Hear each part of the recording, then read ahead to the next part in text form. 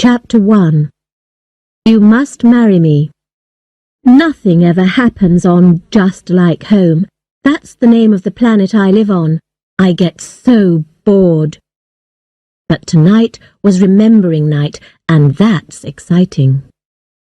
There's the big fire where everybody must put on something that they love and watch it burn.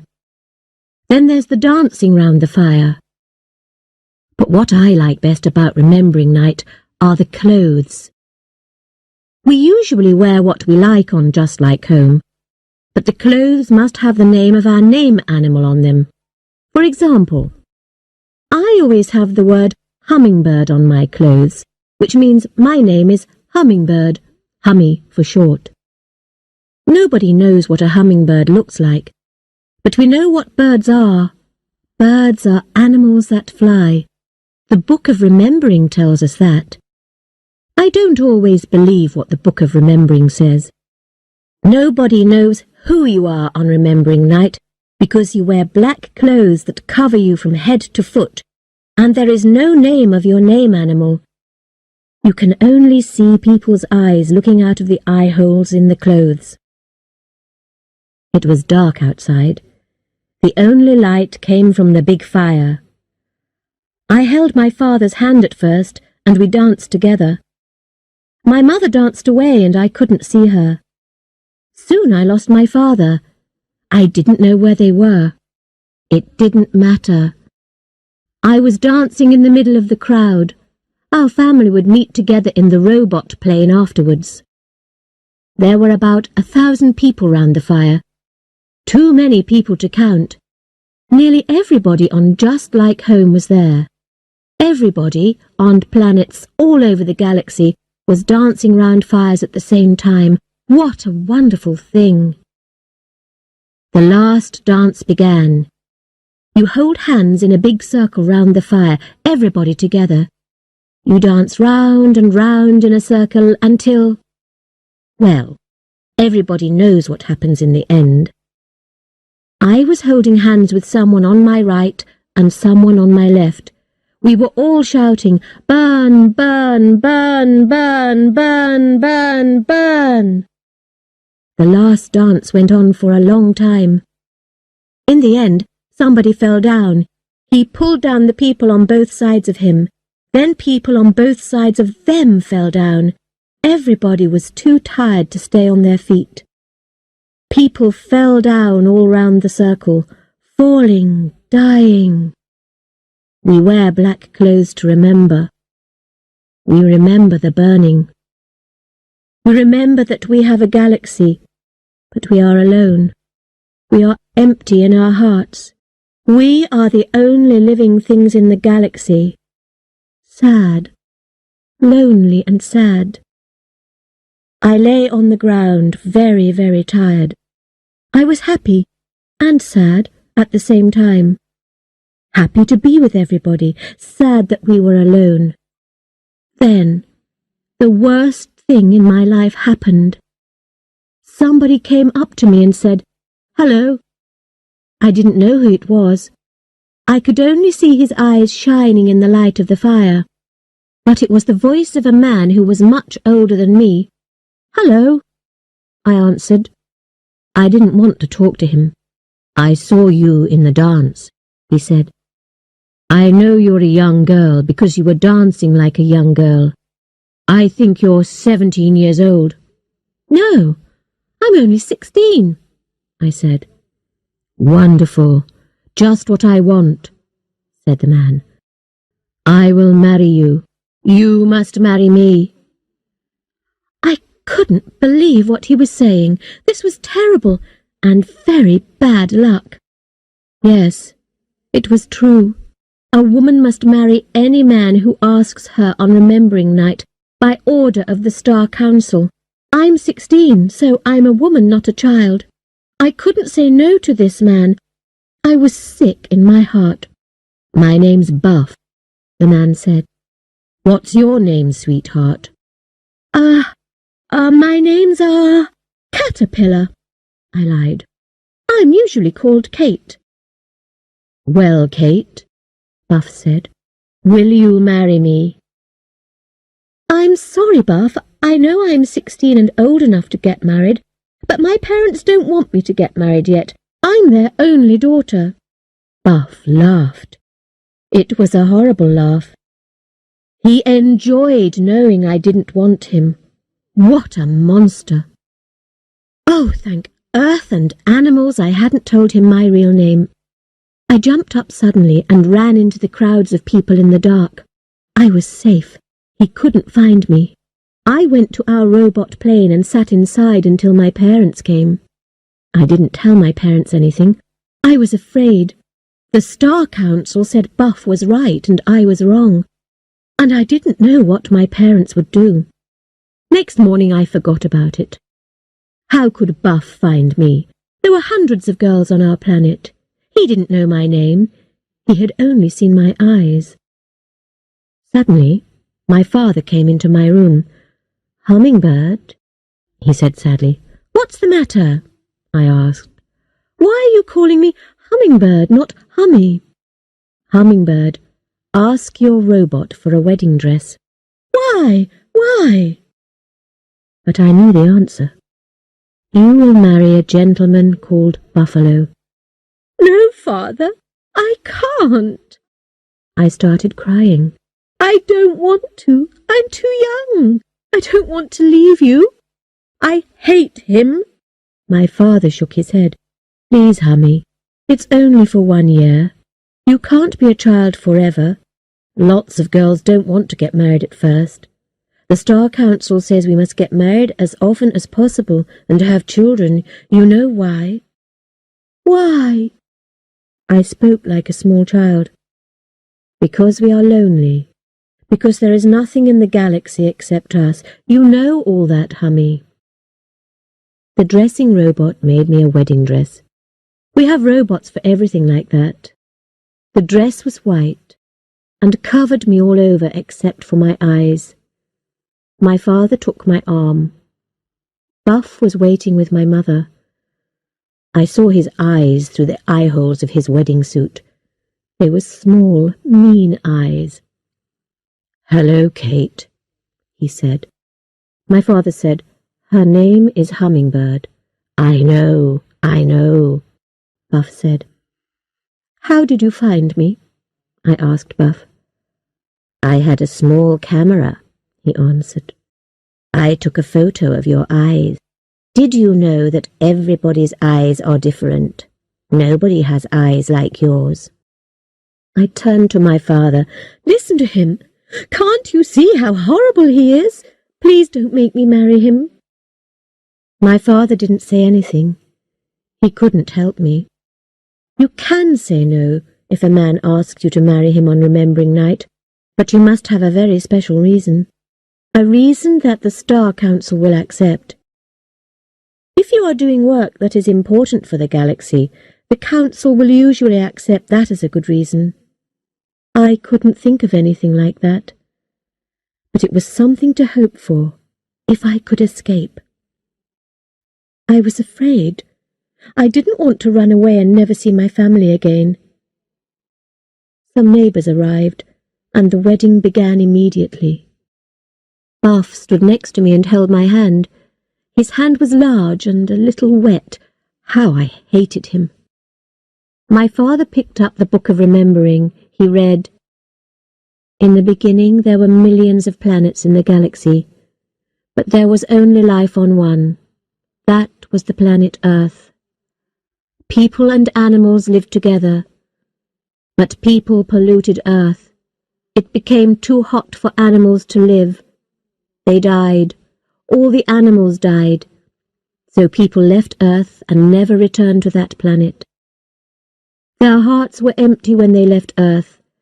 Empty today, empty forever." Buff was still holding my hand. My father spoke again. "Buffalo, will you take my daughter Hummingbird to be your wife for 1 year, in the name of Earth and the animals?" Buff answered, "I will." My father turned to me.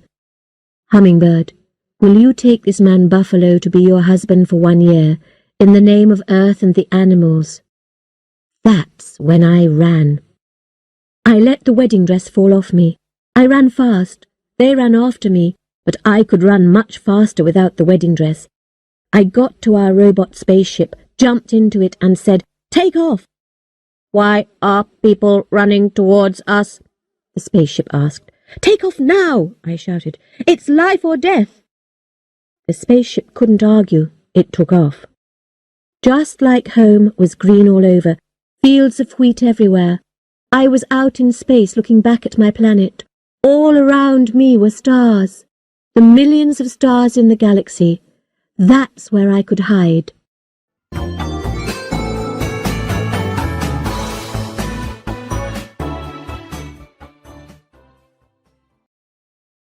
Chapter 2. A Spaceship Made of Plastic. I couldn't believe what I'd done. I'd run away. Me. I'm not very brave, and I love my parents very much. I never thought I could ever disobey them. I was afraid, and I felt sad for my parents, poor mother and father. But I had to live my own life. I couldn't get married to a horrible old man like Buffalo. I knew they would follow me quickly, so I told the spaceship to take me to a very quiet part of the galaxy, a long way from any planets with people on. The spaceship went. How can a spaceship travel across the galaxy in no time at all? Well, I learnt the answer to that in school. There are a lot of little black holes in space. They are about as big as a potato. A spaceship goes into one black hole and comes out of another black hole on the other side of the galaxy. Don't ask me how a big thing like a spaceship can go into a thing as small as a potato. I was probably asleep when the robot teacher told me the answer to that. Nobody could find me now. I was in the middle of the galaxy in empty space. There were stars above my head, stars below my feet, stars on my left hand, stars on my right hand. Strange.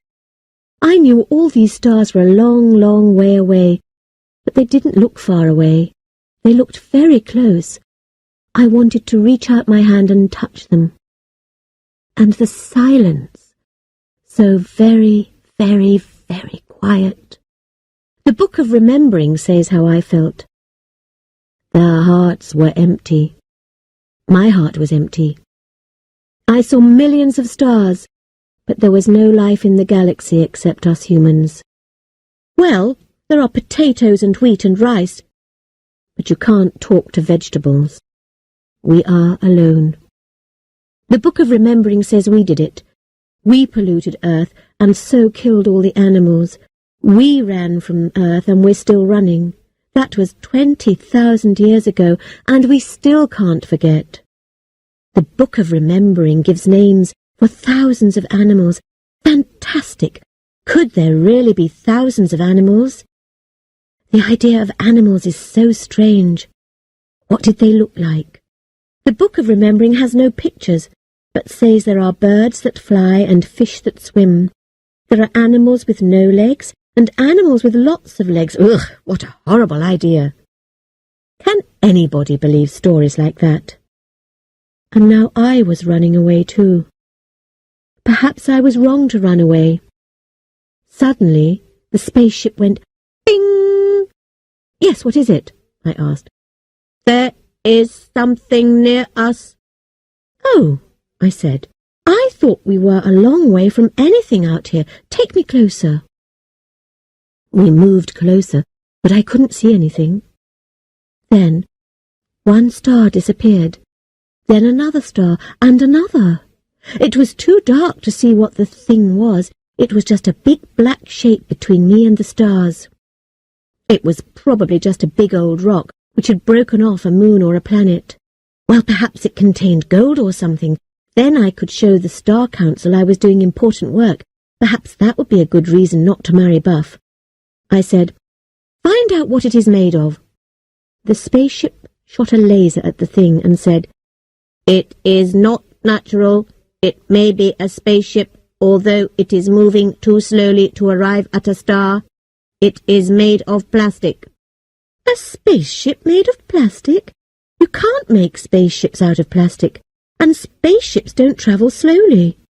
I was a little afraid, But this was something really important. Nobody could make me get married after I had discovered something as strange as this. I was afraid, but also excited. Most girls just get married once a year and have another baby. That's enough excitement for them. Not me. I was going to visit this spaceship and meet the people inside it. "Show me this plastic spaceship," I said. My spaceship shone out light. The thing was big, big, big. Who would build a spaceship so big? The plastic was full of holes, and the spaceship looked old and dead. Would anybody be left alive inside? I didn't think so. The spaceship was round like a ball. It turned slowly, which made things inside just heavy enough to stay on the ground. I saw a door on it and said, "Land there." My spaceship landed. I put on a spacesuit, went outside, and moved to the big round door. I pulled and pushed and hit it. At last something moved, and the door opened. Inside there was a tunnel, a long black tunnel. I climbed in, and the door closed behind me. Chapter 3. Monsters. There was a door at the other end of the tunnel. I went through and I was dreaming. I saw big things that grew out of the ground. They were much taller than me, with long brown arms covered with green leaves. I was very frightened, as I remembered something in the Book of Remembering. In those days there were trees. Trees! I never thought a living thing could be so big. I covered my eyes with my hands. I was afraid to look, but I was afraid not to look. After a time, I took my hands away from my eyes. The trees were still there. They weren't moving. I suddenly understood that trees couldn't move. They were plants like potatoes or rice. I was safe standing under them. But I didn't feel safe. The computer inside my spacesuit was checking the air for me. After a few seconds, the red lights on my suit turned to green. The air here was safe for humans, so I took off my spacesuit. Now I could touch and smell things. There was a soft wind. It was cool. I smelt strange new smells. I smelt living things. Was I smelling the trees or something else? I heard a sound of crying. Then I thought I heard something moving in the trees just behind one big tree. Was something hiding behind the tree? I was frightened, but I wanted to see, so I walked slowly towards the tree. There was light in this place, but there were shadows in the trees. I looked round the tree. I was frightened almost out of my mind. I fell down and my body started shaking. A grey thing came out from behind the tree and came towards me. It was big, but it wasn't tall, because it walked on 4 feet. It had no hands, but the thing had teeth. Yes, it had a mouth full of teeth, yellow, shiny teeth. It had yellow eyes and grey hair all over its body. I could smell it. Its mouth came towards my face. I closed my eyes and waited to die. There was hot air on my face. I wanted to scream and scream, but I was too frightened. I couldn't scream. My mind exploded. I went crazy. I suddenly hit the grey thing, and it fell back against the tree. I hit it again as hard as I could. I wanted to destroy the grey thing, and I was screaming. Suddenly it was gone. Then I saw another monster. This one was very small, with grey fur all over its body. It was holding on to the tree, but I pulled it off. I could destroy this one. I pulled its short legs hard. The small monster bit me. Its teeth went right into my finger. The pain was terrible, but my mind was exploded. I wanted to destroy it, and I didn't care about the pain. I just wanted to kill it. Then the big grey monster ran back through the trees, jumped at me and knocked me down. As I fell, I dropped the little monster, and it escaped. My head banged on a rock, and everything went black. Chapter 4. More monsters. There was a long black nose in front of my face. It was smelling me.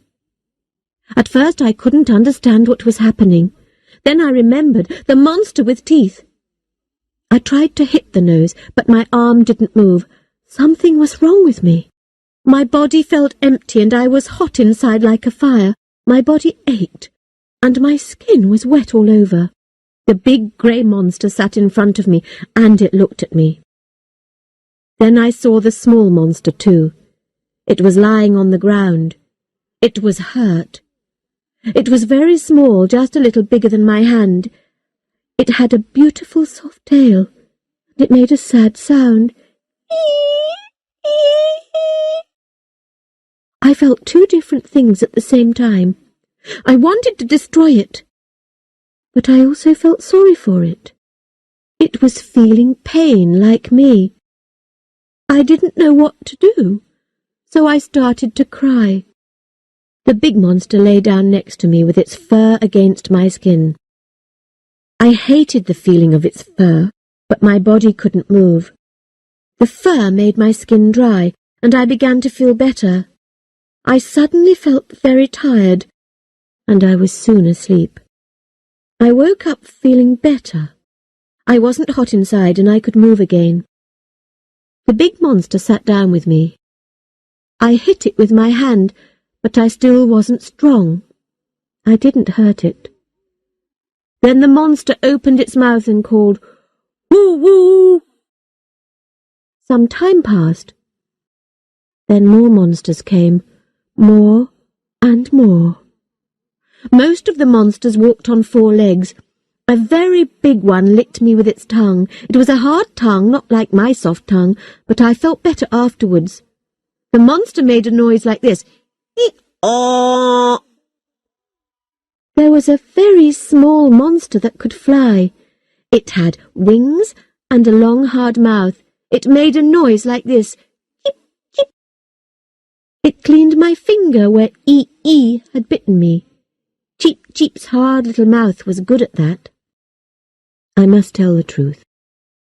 I wanted to take a laser gun and kill all those monsters. They weren't hurting me. They were helping me. They were nice. But something in my mind hated them. I didn't want to have to think about them. But I didn't have a laser gun, so I couldn't destroy them. One monster brought me water. Another monster gave me some fruit to eat. A few monsters lay against my body and made me warm. They helped me in many ways, but there was something sick in my mind. I still hated them. I will try to explain. For 20,000 years the galaxy had belonged to humans. Everything in the galaxy belonged to us. When a new baby comes into a family, the first child hates the baby. The first child wants to be the most important and to keep everything for itself. It is afraid the baby will take things away from it. It was like that with me. I wanted to fight these monsters. I didn't want them living with me in my galaxy. One day 2 humans came through the trees. I stood up. I was stronger now. "Oh, thank Earth and animals," I said, and ran towards them. The humans looked at me with big round eyes. One human was a man with long hair. He said, "Gug, gug, gug." Then he went down on the ground on his hands and knees like a baby. He ran round me, smelling me. The woman said, "Yee, yee, yee." She jumped up on the branch of a tree. They were humans, but they were just like the monsters. They couldn't talk to me. I started to feel miserable. The monster tried to give me food, but I didn't care about eating. The monster that said, "Hee-haw," carried me on its back, and we went to a little river. Hee-haw dropped me into the water. I didn't care if I was clean or dirty, but Hee-haw kicked water over me and washed me. The big grey monster that said, "Hoo-woo," was worried about me. I didn't eat very much, and I didn't wash myself. I just sat. One day, Hoo-woo came with Hee-haw. Hee-haw carried me through the trees, and the 3 of us travelled a long way. Finally, we came to a high plastic wall. Hu-Wu pushed open a door in the wall and we went through. On the other side the air was hot and wet and the trees were bigger. There were monsters, but they were different. Hee-Haw carried me a long way through this forest. In the end we arrived at another plastic wall. There was another door. Hu-Wu opened the door and we entered a long tunnel. At the end of the tunnel was another door. At first Hu-Wu waited outside this door looking worried. I looked at the door. What was on the other side? Why was Hu-Wu so worried? In the end he opened the door. I saw a small round room just for a second. Then a terrible bright light came out. After that, I couldn't see inside any more. It was too bright. I was very frightened. I felt this fear deep inside me. Hee-Haw's head touched the ground. Hu-Wu's head touched the ground too. I understood. This was their god. I understood because I felt the same fear as they did. Hu-Wu pushed me towards the light. Chapter 5. Waiting for 15,000 years. It's too bright in here, I said. I can't see. The light suddenly wasn't so bright and I could see again. I was in a round room which was empty except for a large square computer. The computer didn't look like the modern computers we have. You aren't God, I said. You're just a computer, just a strange old computer. A voice came from it. Yes, this is computer. Who are you? Oh, the computer still worked. I was surprised as it looked so very old. It didn't speak in a natural way as modern computers do. I'm Hummingbird, I answered. You are not a hummingbird. Hummingbirds fly in the forests here in Star Zoo. You are human. You are not a child of Star Zoo. Computer is happy. I listened, but I didn't understand. Hummingbird was just my name, and the name of one of the animals in the Book of Remembering. Why was this place called the Star Zoo? What was a zoo? I had so many questions to ask. Computer, I said, where do you come from?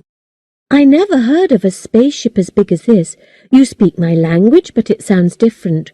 Why do Hee-Haw and Hu-Wu think you're God? Who is Hee-Haw? Who is Hu-Wu? The computer asked. The two monsters that brought me here, I answered. Yes, donkey, wolf. All animals believe computer is God. Computer makes ultrasonic sound. Ultrasonics make fear. Animals, I said slowly. Animals were only a story in the Book of Remembering. There were no animals alive today. What was the computer talking about? Animals like ee and cheep cheep. Ee is a squirrel, the computer said. Cheep cheep is a bird. Animals take care of you. I was very afraid. Donkey, wolf, squirrel and bird were all animals named in the Book of Remembering. Where did these animals come from? I asked. Star Zoo came from Earth, the computer answered. Star Zoo left Earth. Earth was hot. I suddenly couldn't stand. I fell down and my mind exploded again. This time I wasn't angry. I was sad, empty, afraid, and a little crazy. This was the Book of Remembering come to life. Earth hot? That was the burning. We made the earth too hot, and all life except humans died, and we humans did it. Not necessary to fall down, the computer said. Computer is not God. Computer wants to talk to humans. Computer is sad that humans have not spoken for 15,000 years. I stood up slowly. The book of remembering was for remembering the animals, but they had been dead for 20,000 years. But the animals were here. Yes, here in the star zoo, after travelling between stars for 20,000 years. Why did you leave Earth? What happened? I asked. The computer answered, Humans polluted Earth. Earth was hot. Animals died. Yes, I said, I know that. The computer continued, Humans made zoo in space. No money, used plastic bottles. What? I said. I didn't understand. Collected old plastic bottles, made zoo with plastic bottles, cheap, made big zoo with many rooms. Why are there different rooms? I asked. Animals and plants live in different ways, the computer said. Hot, cold, wet, dry. Impossible to keep all animals and all plants in one room. Need different things. Difficult work to get everything right.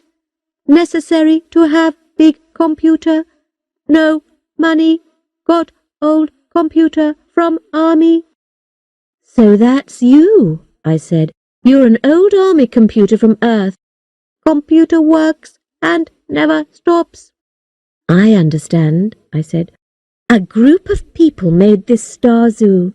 They knew that Earth was dying. They wanted to save the animals. They sent the star zoo away from Earth. Star zoo went, computer said. No money. Went slowly. Very slowly, I agreed. But what happened to the humans inside the star zoo? 5,000 years humans gave orders. Computer worked. Computer mended walls. Computer kept Star Zoo alive and safe. Star Zoo worked well. No problems. Humans stopped giving orders. Not necessary to talk. Humans enjoyed eating, playing, sleeping. Computer can do work. For 15,000 years, computer has worked, thought, learnt, grown. Now you have come. Computer is happy. I was happy too, and I wasn't afraid. It was wonderful news. The galaxy wasn't empty. Animals could live on all the worlds, and all humans could be happy again. Humans were lonely without animals. Humans needed animals. The animals must leave the star zoo, I said to the computer. We have planets where they can live. Do you agree? Star zoo is not strong, the computer said. Holes in walls lose air and water. Animals need planets. Can have more animals on planets. Then I must go home, I said. I will come back with spaceships. We will take the animals to different planets, planets everywhere in the galaxy. Computer will choose planets for different animals, it said. First, plants will grow, animals will follow. You can tell us what to do, I said. This is wonderful. I want to leave now. Is Hee-Haw waiting? Donkey waits. The computer made a noise that was like crying. Donkey has waited for a few minutes. Computer has waited for 15,000 years. You come back. Computer is sad and afraid. Chapter 6. They don't believe me. Where was my spacesuit? E.E. found it up in a tree where another squirrel was living in it. E.E. told the squirrel to get out of my spacesuit. I was happy to wear the spacesuit. Hoo-woo took me to the door where I first came in. Hoo-woo made his noise, hoo-woo, as I opened the door. He was sad that I was going. I said, I'm coming back. And I went out to my spaceship. I got in and said, take me home. The stars changed suddenly. I saw my world in space, all green and beautiful. A few minutes later the spaceship landed and I was home. My father ran from the house shouting, Hummy! I kissed my father. My mother was angry with me. I didn't know if you were dead or alive, she cried. It's been a week. A week. It felt like months to me. I've got some very exciting news for you, I said. Okay, my mother said. Let's sit in the wheat and talk there. Oh yes, she said to my father. Why don't you go to the house and bring us something to drink? Strange. Robots usually bring the drinks. But I just thought my mother wanted to be especially nice to me. I told my mother what had happened. When my father came with drinks, I told my story again. Telling my story, I looked at the green fields of wheat moving in the wind. The wheat went on for thousands of miles, looking just the same everywhere. How different it was in the Star Zoo. Every time you turned your head, you saw something new. That had frightened me at first, but now I thought the Star Zoo was wonderful. I explained that feeling to my parents. Yes, Hummy, my mother said, looking quickly at my father. I saw a spaceship land near the house. Who's coming? I asked. My mother and father looked at each other. Then I knew. It's Buff, isn't it? I said. You called him when you were getting the drinks, I said to my father. I was really angry. How could you? Wait, you don't believe me, do you? Your head is full of dreams, Hummy, my father said. You must be married to Buff, but only for a year. Then you can get married to someone you like. I jumped up. I hate you. Why did I come back? Why didn't I go straight to the Star Council? Buff walked up to us. Hello again, Kate, he said. I still remember the first name you told me. I had an idea.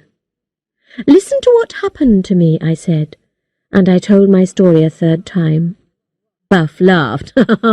What a story! You can tell me stories like that every night.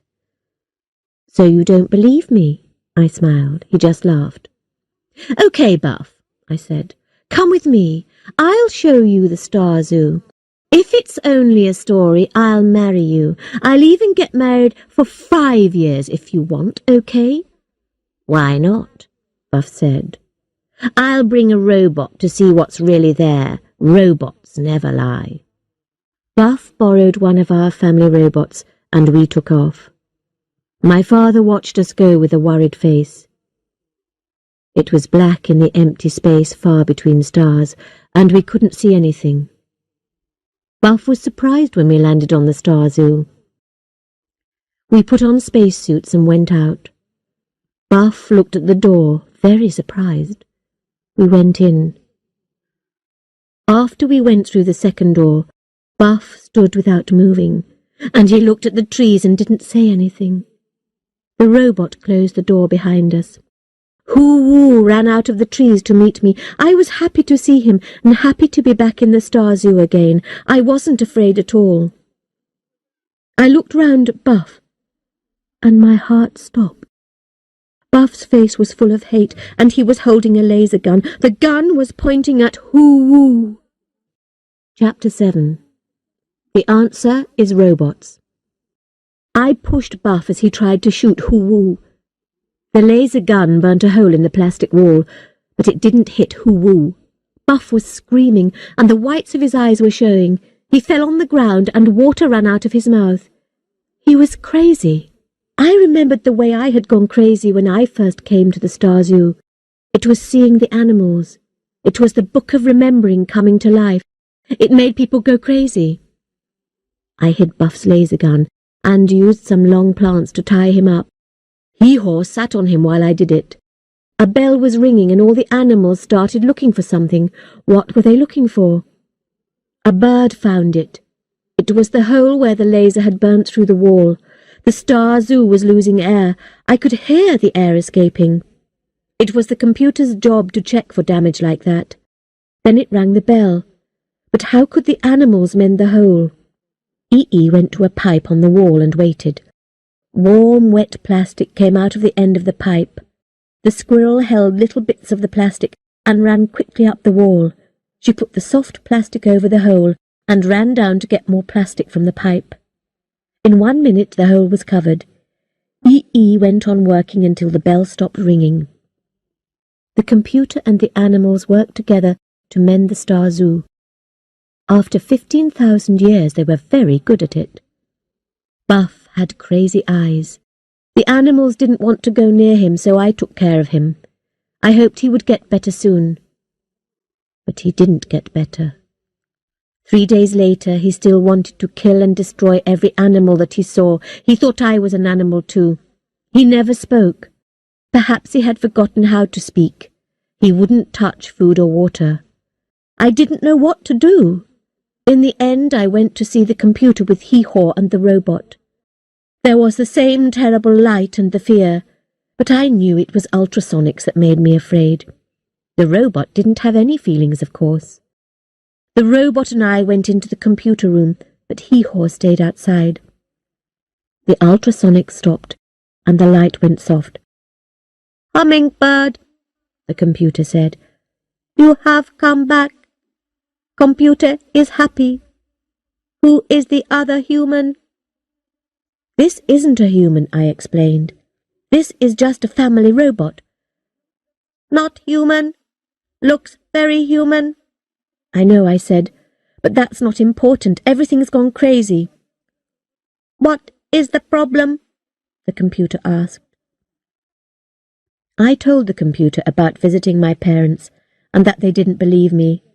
I explained about Buff and said, "But he's gone crazy. I know I went crazy at first, but I got better. Buff isn't getting better." "Why?" the computer said. "You are human. Buff is human. What is different?" "I don't know," I answered. "I'm younger than Buff. Perhaps people's minds get hard like rock as they get older. They can't change how they think." "When will Buff get better?" the computer asked. "Never, I think," I said. "Buff's too old." There was silence. After a long time, the computer said slowly, "Computer is old." "Oh, that's different," I said. "I think you are growing very, very slowly. I think you are still young, like me. You're still growing and changing, not like Buff." Another silence, then, "Hummingbird is friend." I felt wonderful. The computer was 20,000 years old, and it wanted to be friends with me. "Yes, I'm your friend, computer," I said. "I'll be your friend all my life, but my life isn't long like yours. Perhaps my children and grandchildren can be your friends too." "Computer is happy." "Oh, computer, everything's finished," I said. "I thought Buff could learn to accept the animals like me, but he can't. He can't change how he thinks. And I think most people in the galaxy are like him. They can't change. If they find the Star Zoo, they'll destroy all the animals. So it's impossible. We can't put the animals on different planets. The animals will have to stay in the Star Zoo. One day, the Star Zoo will die. After that, there will be no life in the galaxy except humans, forever." The computer said, "Computer will find answer to problem. Wait." I waited and waited. I couldn't understand it. Computers think so fast. Why wasn't the computer telling me the answer? At last it spoke. "Computer has answer to problem. The answer is robots. Your robot looks very human. You will make a robot like an animal. Humans will know it is a robot, not an animal. Humans will not go crazy. Humans will learn about animals. After some time, humans will meet animals. Humans will not go crazy." "I think I understand," I said. "People have to spend a long time with robot animals first. When they are not afraid, they can meet the real animals and accept them. Yes, it's a wonderful idea, computer. I could kiss you." "Nobody has kissed computer. Computer is interested." So I kissed the computer, and I think it kissed me. Chapter 8. An Animal is Made. A robot can do many different things, from taking care of a baby to building a spaceship. It can do anything except think. The Star Zoo computer was the only one that could think. Well, our family robot could build a robot animal easily, that was no problem. First we had to choose what animals to make, so we went round the Star Zoo to look at all the animals. Hee-Haw carried me and Hoo-Woo came with us.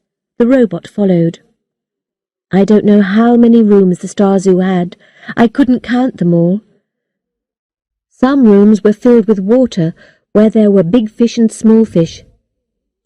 There were horrible monsters walking under the water, and I felt a little afraid again. Some rooms were covered in snow, and all the animals there had white fur. There were dry rooms, hot, wet rooms, forest rooms, and animals and birds and trees and flowers. There were more living things than I had ever dreamt of. I sat on Hee-Haw's back as the donkey walked on.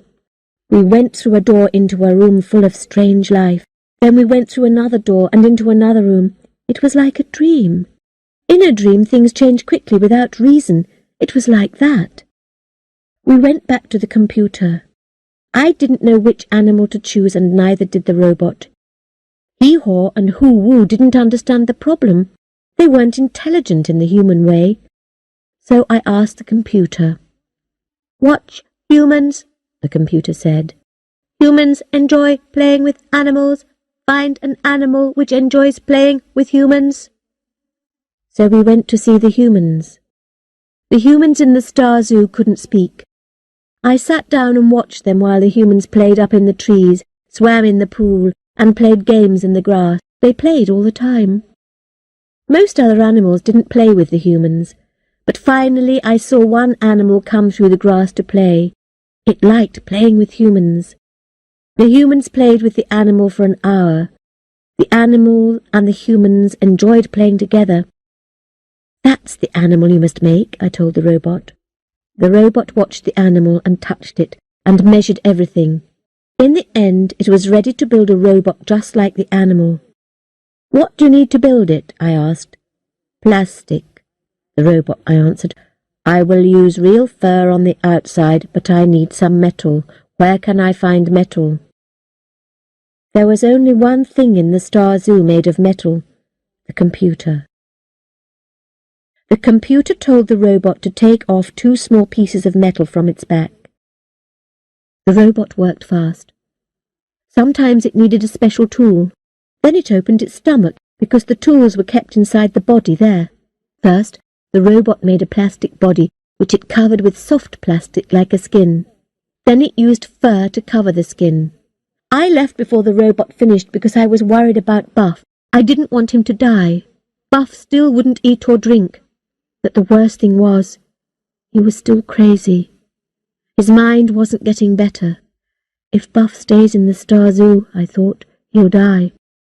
I talked to him, but he didn't answer. I knew he wanted to kill me. He wanted to kill all living things. The robot finished its work and showed me a little animal. It looked and sounded and played like the real animal. I took it to the computer. "Yes, it looks just like the animal," the computer said. "It's very small, a baby animal." The computer told me its name. It checked the animal, then said to the robot, "Make it warm." The little animal was cold. So the robot made the baby animal warm, like the real animal. We were ready. The robot put Buff to sleep, then put the spacesuit on him and carried him to the spaceship. I was leaving the Star Zoo for the second time. Would our plan succeed, I wondered. Before I went through the door, I looked back at all the life that existed only here in the Star Zoo and in no other place in all the galaxy. Chapter 9. An animal is destroyed. Buff was asleep. I told the spaceship to take us to New Earth, the planet of the Star Council. I wasn't going back to my parents. I wanted to go to the top people. A few minutes later, the spaceship was falling towards a planet covered with tall buildings. Many of the buildings touched the clouds. I'd never been to New Earth before. I was just a young girl from a small planet, and I felt very unimportant here. We landed. I could see a lot of people walking quickly. They didn't stand and talk, they were too busy. Who was going to stop and talk to a young girl like me? Everybody was wearing very expensive, fashionable clothes too. I felt stupid with just my old clothes with my name Hummingbird on. I said to the robot, "Make a special dress for me. I want to look more important." A minute later I had the dress. It didn't look very good. It was grey and just like an old bag. I put on the dress and it suddenly came to life. It moved over me, full of changing colours. When I looked in a mirror, I couldn't believe it. I looked fantastic. When I got out of the spaceship, I wasn't afraid of anybody. At first I thought the Star Council buildings were the high ones up in the cloud. They weren't. I had to go below ground to an office where I spoke to a policeman. He didn't believe my story about the Star Zoo until the robot told him it was all true. Robots can't lie. The policeman looked at me for a long time. In the end, he called a Star Council official. He and the policeman took me to a lift, and we went down many floors. Then they put me in a room and asked me questions. They wanted to see the robot animal, but I said no. I said only the Star Council could see the robot animal. 3 hours later they were still asking me questions, and I couldn't keep my eyes open. I was so tired. My dress had lost its colours. It was just grey again. I didn't feel important. I felt like a child. But I didn't show them the robot animal. The official said, "I don't believe you. There are no animals in the galaxy now. Perhaps there never were any animals. There are only stories in the Book of Remembering." "Well, why are you asking me so many questions?" I said. "Because your robot tells the same story. Because you have a crazy man in your spaceship. He's in hospital now." Suddenly, the official got up and took me to the lift. We went down, down, down very fast. We came out into a room in the shape of a star. I felt frightened, because I knew this was the star room where the Star Council met. The council men and women came in and took their places at the star table. The official told them my story, which my robot repeated. Everybody looked at me, waiting for me to show them the robot animal. The president of the Star Council said, "Where is this animal?" "It's not an animal," I said. "It's a robot, but it looks just the same as a real animal. Where is it?" I touched the robot's stomach. "In there," I answered. "Bring it out. We want to see it," the president said. "Yes, sir," I said. I looked round at all the councillors. I was afraid to speak to these important people, but I had to tell them about the danger. When Buff saw an animal, he went crazy. I went crazy at first too. We heard your story. "Please listen," I said. "This is a robot. Please remember, it's not a real animal. I don't want anybody here to go crazy." "Don't try to frighten us, girl. Bring out the animal." I told the robot to open its stomach, and it opened. The little robot animal jumped onto the star table. It looked so alive. It opened its mouth and made the special noise of that animal. It had small, sharp white teeth. The mouth of every councillor fell open at the same moment. There was a sudden bright light. The little animal exploded. It was gone. There was nothing left except a little wet plastic on the star table and a smell of burning hair. The Star Council official had destroyed it with his laser gun. The councillors were getting up and shouting. Their faces were full of hate. They had the same crazy eyes as Buff, perhaps not as bad as Buff, because the animal had only been there for a second or two, and I had told them it was a robot. But like Buff, they wanted to kill and destroy. Things got worse and worse. They started breaking chairs. Some of them used broken chairs to hit people. They were going crazy, just like Buff. The plan had failed. The Star Council had gone crazy. I was very frightened. What had I done? Chapter 10. 2 of Everything.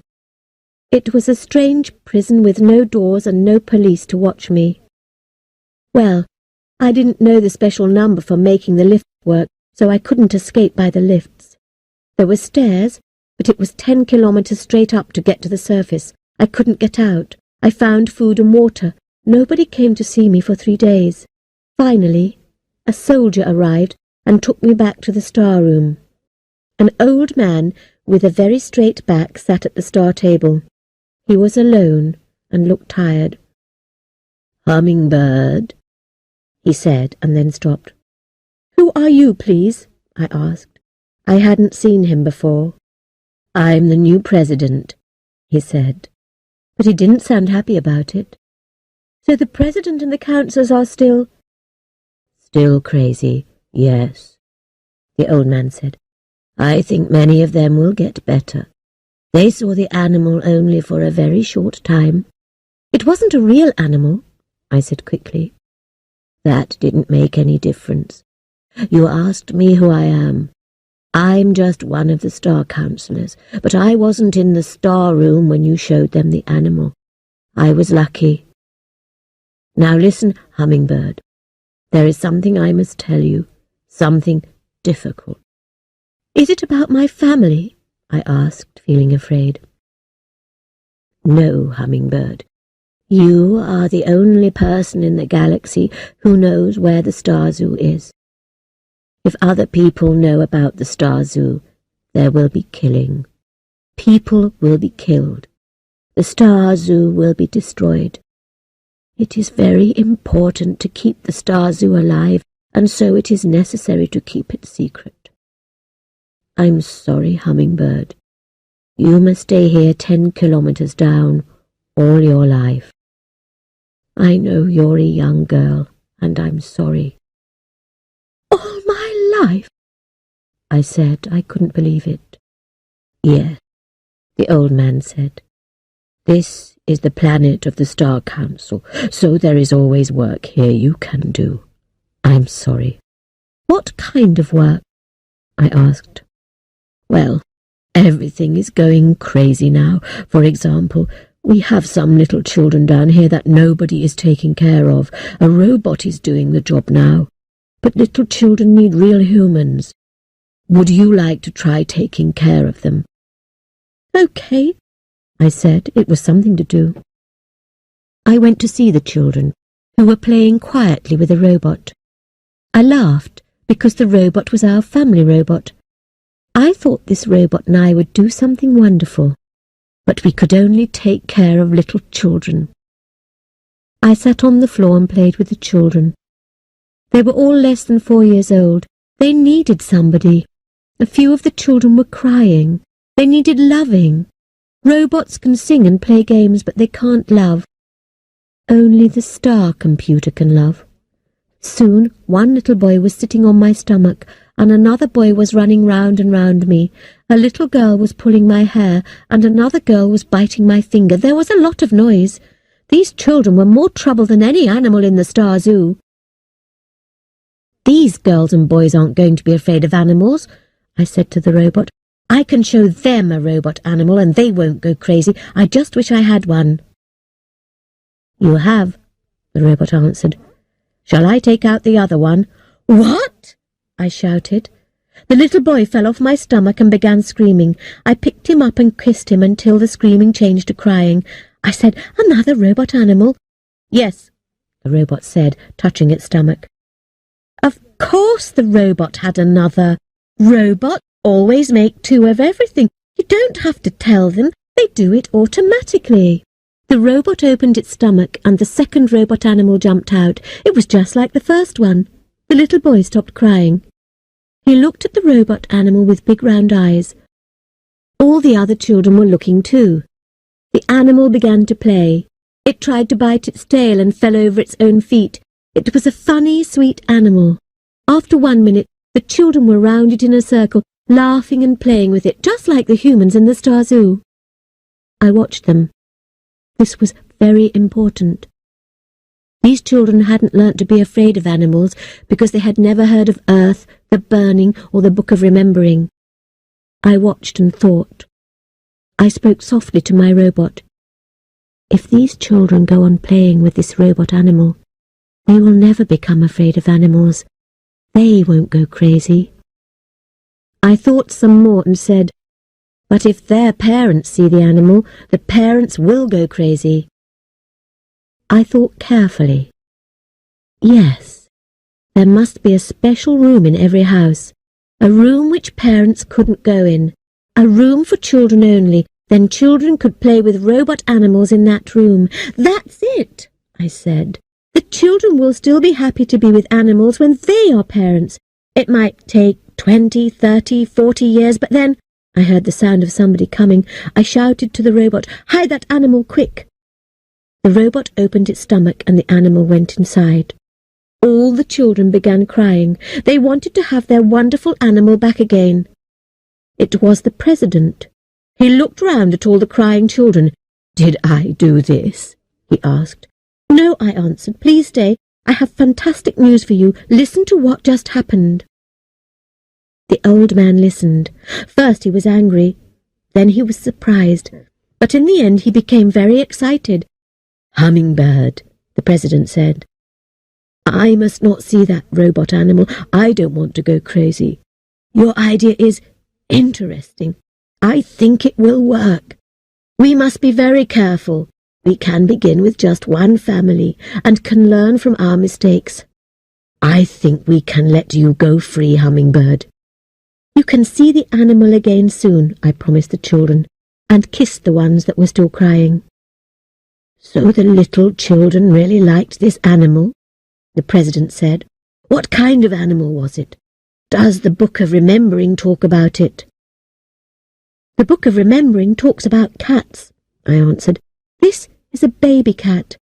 I can't remember what the computer called it. Oh, yes, I do. It's called a kitten."